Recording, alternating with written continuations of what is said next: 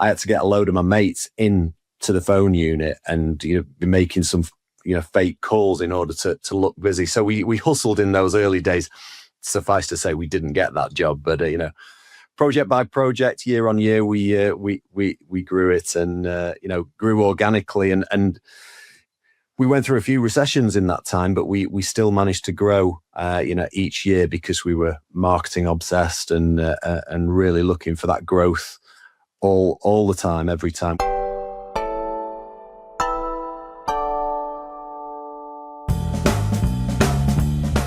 Hello team and welcome to this episode of Confessions of a B2B Entrepreneur. It may also be called Cash Machines now, depending on when this episode is being released. But who we have here is a gentleman called Nick Hague. Now, Nick is currently the host of the world's greatest business thinkers podcast, which I highly recommend, but also spent, I think, 24 years building B2B International, which is a B2B customer research business that ultimately sold to Dentsu B2B. So this episode, we dig into that journey, understanding how you can build a UK-based B2B services company to roughly £20 million in revenue. And then we also talk about his transition into life as a podcaster. Before we do that, quick shout out to Fame for producing and promoting this show. If you like a show like this, head to fame.so and we can help you out.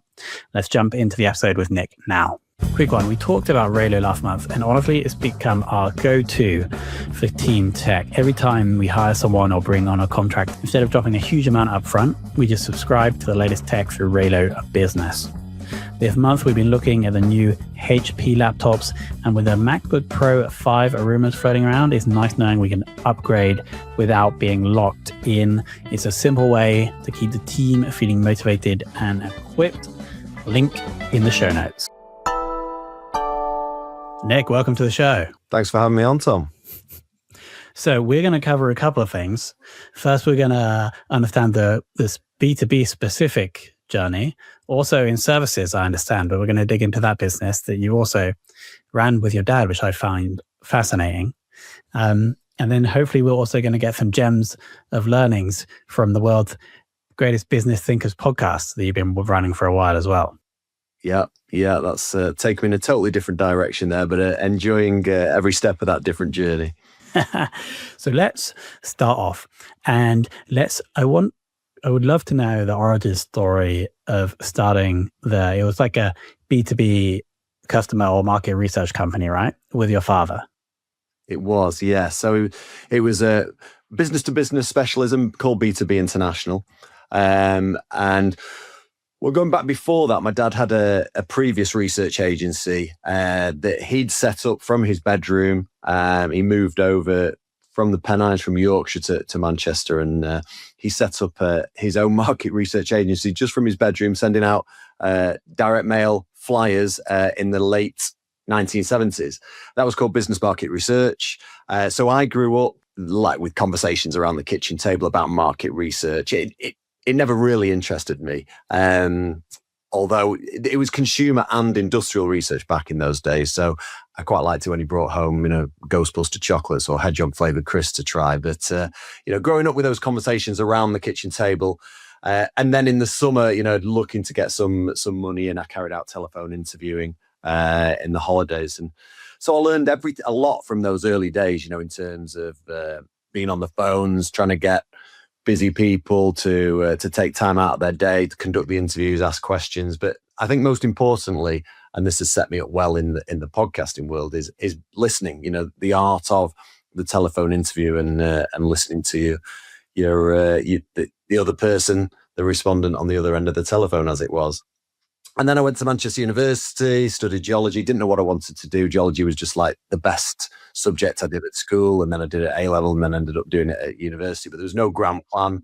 So went off backpacking around the world for a year and a half, America, Europe, Asia, as a lot of people do. And then I called home one time. It was sort of in Australia. My dad said, listen, he'd left his previous company and he was thinking about setting up a specialist agency. And he used the word of, you need to stop dossing around on a beach and in bar jobs and get a proper job. And so I came home and there was no grand plan. We founded B2B International in 1998. And I never thought, I'd spend another 20 years working alongside my dad, but it was fun. It was, we had a lot of good times, and a lot of people do say that, how can you make that work? Is it going to be, what's it going to be like? But, in the end, it was a good ride. And I think in those early days as well, that the name B2B International, we remember sitting around the table with my dad and another business colleague who was setting it up together, and he'd done a lot of research in the States, and there was this term that was being used, B2B, but it wasn't, strange as we sit here, now it's a generic term used, B2C, B2B all the time. It just wasn't used back in the late 90s. And so we used to have to explain what B2B actually meant. In fact, I remember a client saying in the very first year, your website domain, which was b2binternational.com and still is, it's worth more than your actual company when websites were growing in those early days. So yeah, no grand plan, just ended up there and set something up, and we grew it. It was in 1997 to 98, we actually set it up.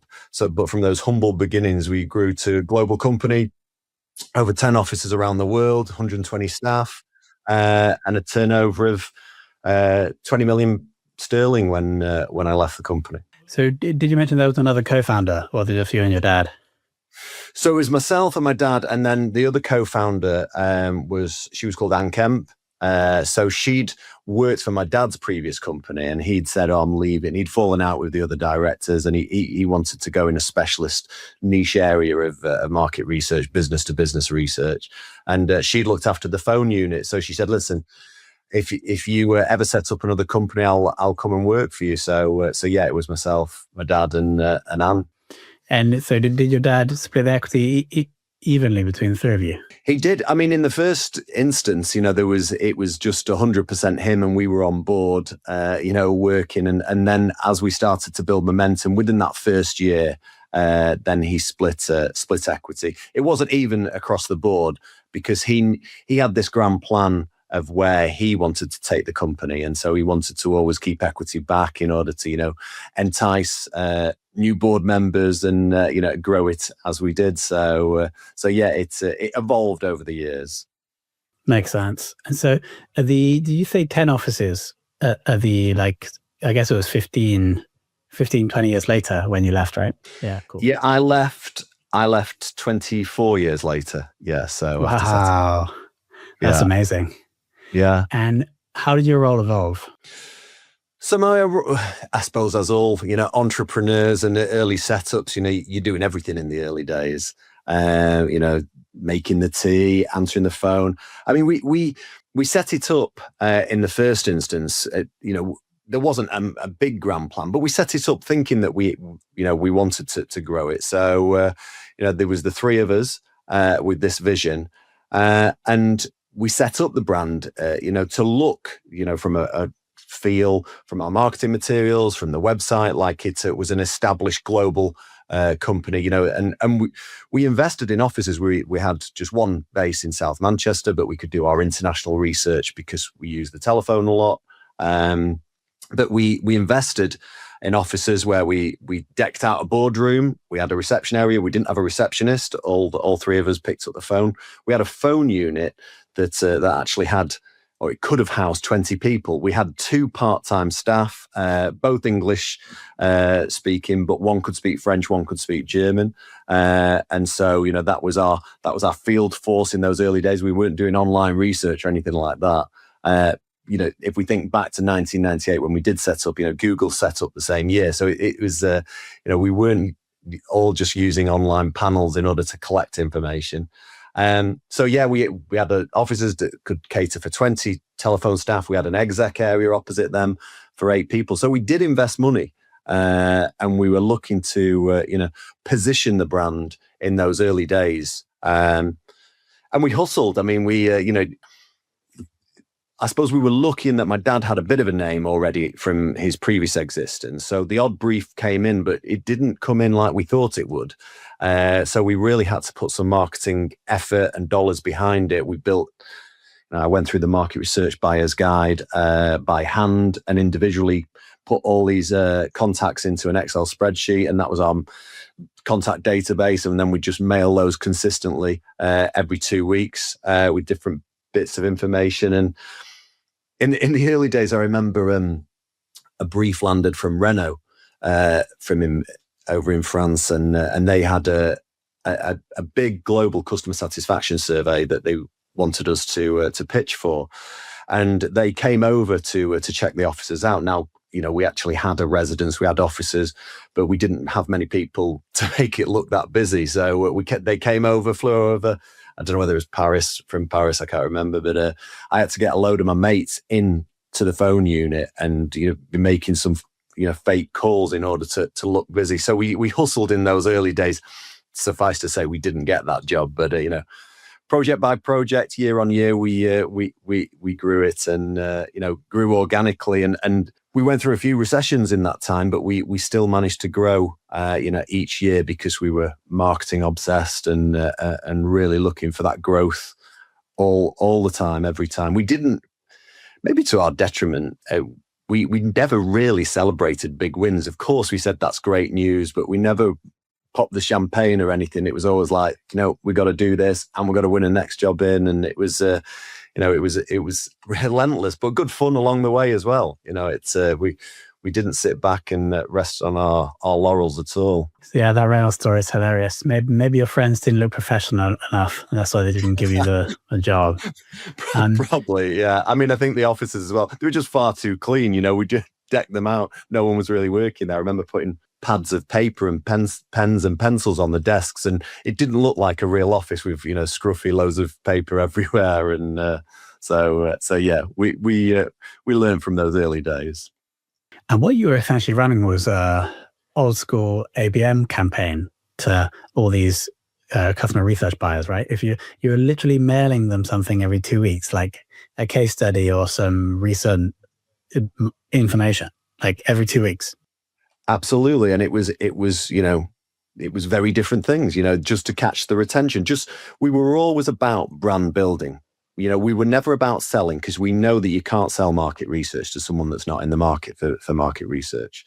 So, we needed to keep our brand at the forefront of people's minds. And so we were just giving them interesting things, whether it was, a nice article that was about branding in itself. And we just, we put handwritten sticky notes onto this, put them in an envelope and say, thought this might be of interest. And then our details, we tested different things. We had a really good agency. They're still going now, Fox Agency. And the guy, they were over in Leeds. Ben Fox is setting up his New York office right now. But they used to come back with some mad creative ideas of like butterflies with elastic bands. So when you open the envelope, this butterfly would fly out. And we did get a few messages back with people saying that they'd scolded themselves with hot tea once they'd opened the direct mail, but it caught their attention. And we just did different things in order to make sure that our brand got known. And it's weird how you go full circle now. I mean, one of my guests on the podcast is Rory Sutherland, and he talks a lot about the fact of the beauty of using direct mail now when everyone's gone to this digital world. No one gets post anymore. So you can really stand out if you're looking to get someone's attention as a brand. Yeah, makes sense. He is a marketing legend, isn't he? He is. Yeah, he definitely is.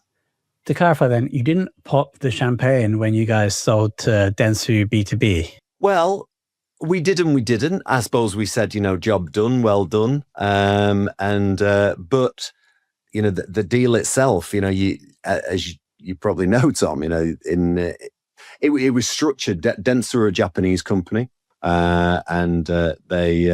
It was quite a complex deal. And within that deal, there's a bit of money up front, but then there was a 4-year earnout for everyone involved from a shareholder perspective. And we sold in October 2018, and the actual clock didn't start ticking till early January 2019. So we had all of those years to continue to grow. And if we think back to 2018, the world was again very different. This is pre-COVID. And if someone had said, here you go, Nick and team, good luck on your earnout. You're going to go through one of the biggest, craziest, upturns in business. But we were lucky. We were lucky in that sense because we were a good fit. I mean, doing our homework, we went out there when we decided to sell. So it was 2016 that I took over the total reins of the company, and my dad started to take a bit more of a back seat. And I decided there and then that organically we'd grown every year. And we knew, when we set up an office in Beijing, when we set off an office in Shanghai, Dusseldorf, New York, we knew what it took in terms of investment, and then how long it took to recuperate that. So rule of thumb is it was around and about £1 million sterling that we'd have to invest, both in terms of the office, rental, employment, marketing around it to make people aware. And we were setting up these offices because back in the days, people wanted someone to be close to them in order to, handhold them. And they just felt that was the way of doing business. So it was about £1 million sterling per office that we'd set up, and we'd break even after about a year and a half, something like that.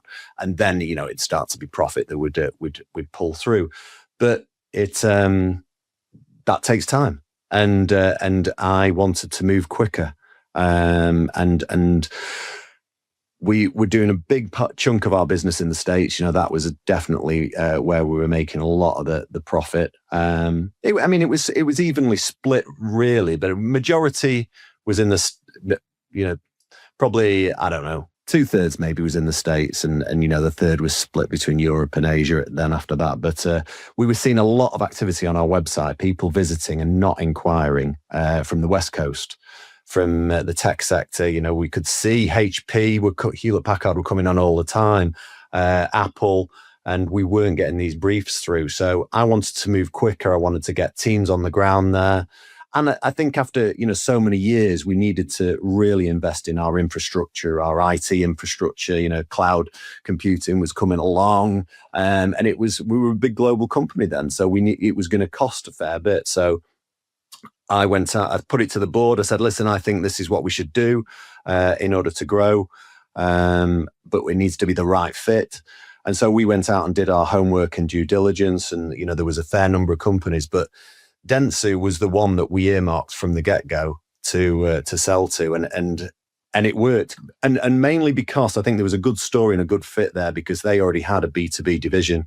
They had there was an agency called Gyro that doesn't exist anymore, but they were B2B business to business specialists in marketing and creativity. And, I felt there was a good fit there. And then they acquired this huge company called Merkle, which was very big in the B2B space. And they just saw the fit and what we could offer, that they didn't have a research agency. So we could not only offer them something differently, but we could go on joint pitches with some of their creative companies and, help them bring something else to the table. So it was a good fit, and these things are never that easy, even though they were the ones we earmarked to sell to. It was it took a while, but in the end, we got it over the line. And did you stay for the whole earnout?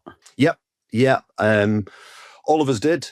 My dad stepped away straight away. He'd never worked for anyone, and he said, I'm not about to.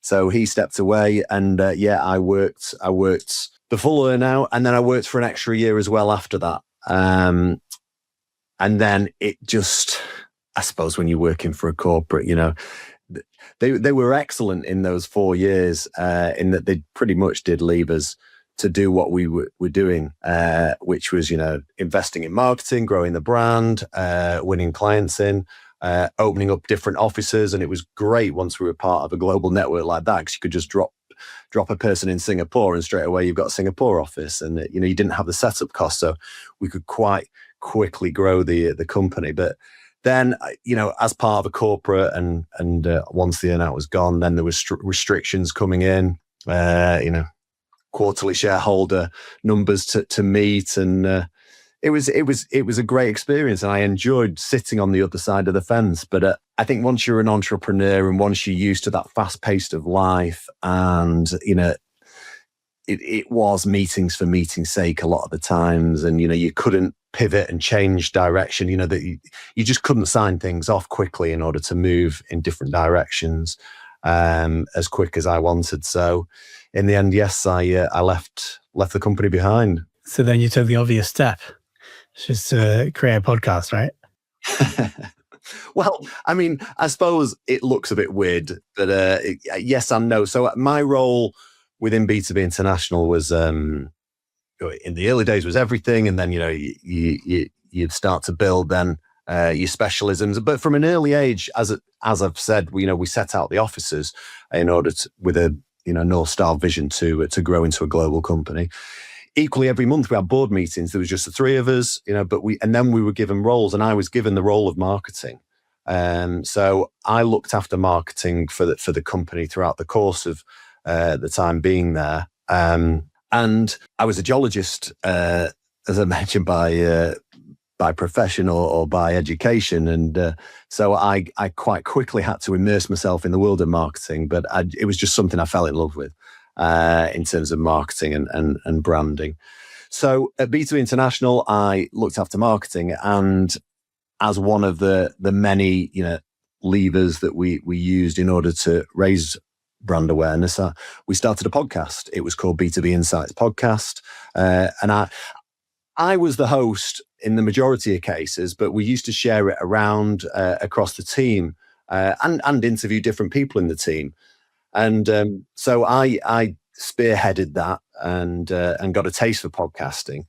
And then when I left, it was still a baby of mine, and I really enjoyed it. And I thought I knew that I didn't want to just, retire to the golf course or whatever. And I was never going to do that. So I wanted to keep my eye in on business and trends and keep sharp in that respect. So I asked if I could take that podcast when I left, of which they didn't want me to.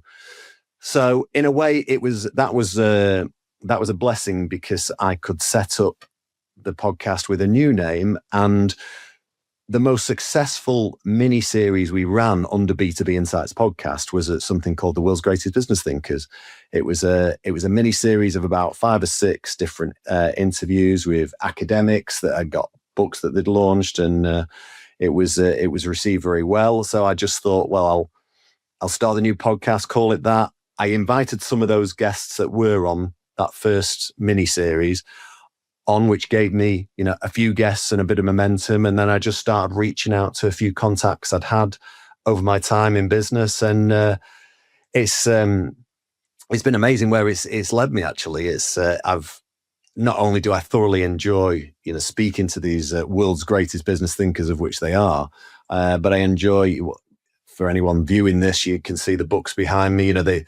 I love immersing myself in their new books, and it's a good platform for them to raise awareness of their new books as well. So it ticks a lot of boxes, and it keeps me sharp and keeps me very busy now. It's gone from strength to strength. So now are you? Would you say you're a full-time podcaster? I would really. I mean, it's. I don't know about you, Tom. You're running a company and doing podcasting as well, but it's no.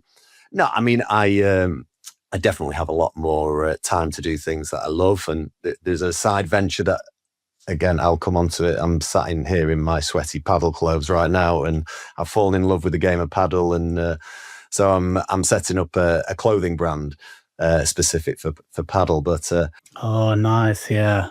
Jump on the trend. Did you do a lot of market research into the growth in demand for paddle gear?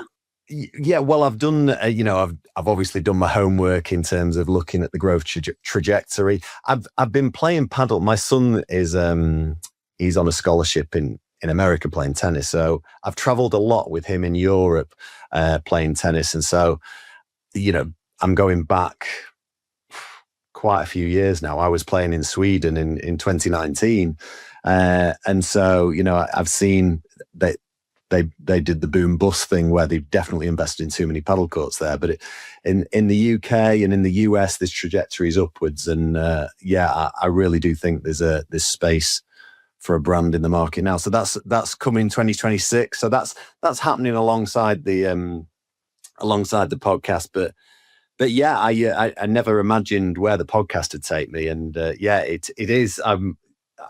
I'm filling my time with a bit of padel and a lot of interviewing. But booking the right guests is the right thing, is the most important thing, as you well know. And so making sure I work it into to people's diaries. But having some of these people, you can see from the books behind me, some of these, Gary Hamel, Daniel Pink, Guy Kawasaki, talking about his time with Steve Jobs. I mean, I've seen these people on stage, probably 15, 20 years ago, Dan Pink and Gary Hamel, and here I am interviewing them, for one of their latest book releases. So it's definitely a bucket list ticked for myself. Oh yeah, there's some business legends. Which, if a listener was going to choose one episode to start with, which would you suggest? A lot of people do ask me that, and it's a tricky one, because I suppose it depends on your interest, on what you're looking at. So for marketing purposes, for example, then I'm a big fan of Mark Ritson and his mini MBA. Came on twice, didn't he? So he's only been on once on this podcast, but he was on my previous podcast. For any viewers that want to see it, look on the YouTube channel, because in fact that's what's gone through the roof in terms of viewers. I think we nearly got something like 100,000 subscribers on the YouTube channel now. But he's I'm speaking to him in his bedroom he lives in Tasmania in the main, but he's got a place in Sydney, and anyway, you just have a look or watch the end of that. It's quite amusing on how he finishes that particular podcast. So for marketing, he's definitely a great head to get into. I think I've mentioned Dan Pink. He's definitely a hero of mine. I've read a lot of his books. But there is something for everyone. Rory Sutherland, I spoke to him on stage in London just a couple of weeks ago. He was probably the hardest guest because of the knowledge that he holds and where his brain surfs to in terms of conversations. So trying to keep him on track and trying to get to where I wanted to with the podcast. He was probably the most challenging, but the most fun, because he's just such a great person to have on the show. Well, that's the skill of the host, isn't it? I suppose it goes back full circle to my interviewing, my market research early days, on being on the phone, listening to respondents, and taking it where you not wanted it to go. Exactly. And this is why, when people are doing things well, I try to look to understand why. And then with you, it's kind of almost perfect that now you can spend a lot of time running a podcast that's based on business theory, and you being the host. You're obviously very passionate about it. You've done it for 25 years, essentially. So it just makes total sense that you would be the ideal host for that type of podcast, which then also probably starts to explain why it seems to be growing nicely. I hope so, Tom. And I mean, I think it's it can't be a one-sided conversation, can it? A good podcast episode. And I think so. Being able to not only get the best out of your guest, but bring something to it in terms of life experiences, and then get them to feed off that and build on that. And through my 25 years in business, dealing across all industry sectors, from all manner of different companies, from mainly mid-market, but not SME, mid-market up to corporates. I've got so many different stories and experiences that I can piggyback on to throw into the mix when talking to guests. So hopefully that brings a different element to the conversation that they might not hear on other podcasts. Totally agree. All right, Nick, we need to finish there. We will obviously link to the show, specifically YouTube, so anyone listening, go and subscribe. And I love how you had the open loop to the end of the Mark Ritson episode. You just have to listen to that. We'll link to your LinkedIn profile. Anything else we should link to or mention? Is the padel brand live yet, or that's in progress? So it's going live within the next week or so. So don't know when this is going live, but it will be. It's a holding page, but there'll be socials out there. It takes a while to get this clothing piece, with the getting the prototypes and the designs and everything. But we're talking in the final stages of signing off the designs. Then we'll be moving to prototypes. And we're looking for an October launch, but of this year. But in the meantime, you can sign up on the website when it does go live, and that'll be mill.club. That's the brand name. And joining that club, joining that community, we'll be looking for feedback. I suppose, again, from a market research roots, I want to stay close to the customer to get that feedback. So, please do sign up, and we'll keep you in the loop. And, those people that are close within that community, and we're looking for some feedback on the first initial designs, and hopefully you can get to wear some of those too. As we've learned, the input from the customer is critical. And it makes total sense that I can't wait to read the customer survey you're going to be sending the early customers for Meal.club. The questions are going to be on point, aren't they? Anyway, Nick, thank you so much for your time. I really appreciate it. And all of that will be linked below. Thank you very much, Tom.